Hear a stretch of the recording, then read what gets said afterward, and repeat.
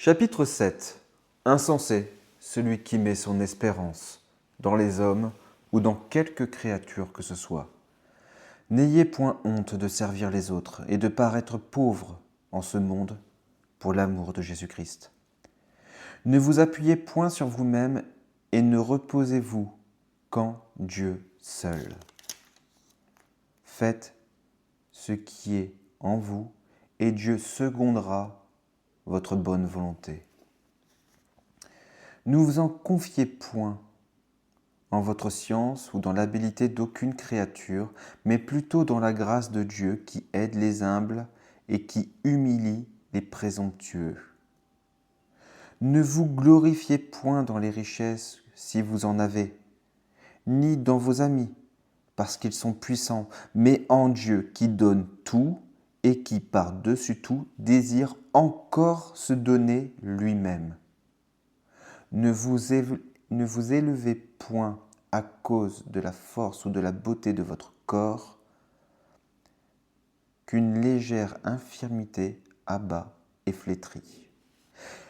N'ayez point complaisance en vous-même à cause de votre esprit ou de votre habileté, de peur de déplaire à Dieu, de qui vient tout ce que vous avez reçu de bon dans la nature. Ne vous estimez pas meilleur que les autres, de crainte que peut-être vous ne soyez pire aux yeux de Dieu, qui sait ce qu'il y a dans l'homme.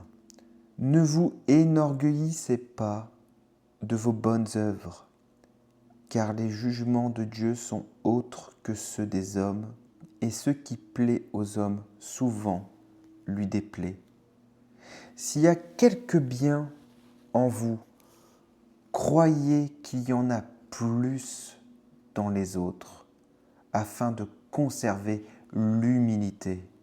Ne vous hasardez rien à vous mettre au-dessous de tous, mais il vous serait très nuisible de vous préférer à un seul.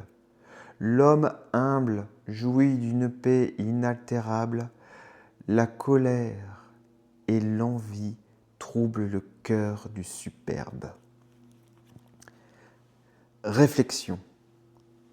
En considérant la faiblesse de l'homme, la fragilité de sa vie, les souffrances dont il est assailli de toutes parts, les ténèbres de sa raison, les incertitudes de sa volonté inclinée au mal dès l'enfance, on s'étonne qu'un seul mouvement d'orgueil puisse s'élever dans une créature si misérable.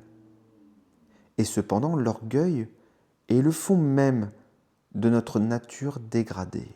Selon la pensée d'un père, il nous sépare de la sagesse, il fait que nous voulons être nous-mêmes notre bien, comme Dieu lui-même est son bien. Tant il y a de folie dans le crime.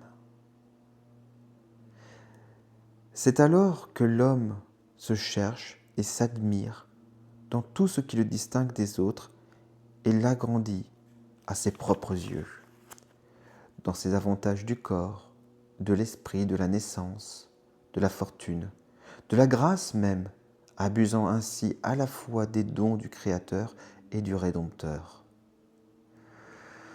Oh, que ce désordre est effrayant! Et combien nous devons trembler lorsque nous découvrons en nous un sentiment de vaine complaisance, ou qu'il nous arrive de nous préférer à l'un de nos frères.